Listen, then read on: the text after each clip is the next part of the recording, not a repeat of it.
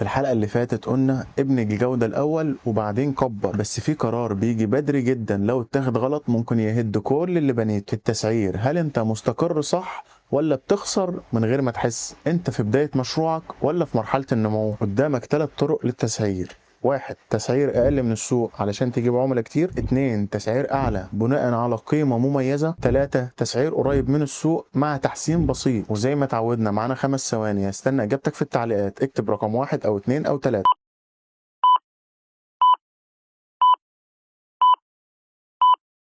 اول واحد تسعير اقل من السوق، وده اسهل قرار بس اختاره. انت بتكسب عميل بسرعة، بس بتخسر في كل عملية بيع. المشكلة مش بس في الهامش، المشكلة انك بتجذب نوع عملاء حساس للسعر بس. يعني اول ما حد ارخص يظهر هيمشي، وكده انت بنيت المشروع على اساس ضعيف. تاني حاجة تسعير اعلى بناء على القيمة، وده قرار جريء. انت هنا مش بتقول انا الارخص، لا، انا الافضل وفي حاجه معينه. لو عندك قيمه حقيقيه زي مثلا خدمه، سرعه، جوده، تجربه، النتيجه عملاء اقل بس الربح اعلى والعلاقه اقوى. لكن لو القيمه مش واضحه السوق هيرفض السعر. وتالت حاجه تسعير قريب من السوق، وده القرار الاكثر امانا. انت هنا بتدخل المنافسه بشكل مباشر، لكن المشكله مفيش فرق واضح، هتبقى مجرد اختيار عادي بين المنافسين. يعني ايه؟ يعني لازم تدعم السعر بميزه حقيقيه تخليك مميز في السوق. التسعير مش رقم، التسعير هو البوزيشننج بتاعك او تموضعك في السوق، بيحدد انت مين في السوق والمين بتبيع وليه العميل اصلا يختارك. صاحب المشروع المبتدئ بيسأل احط سعر كام،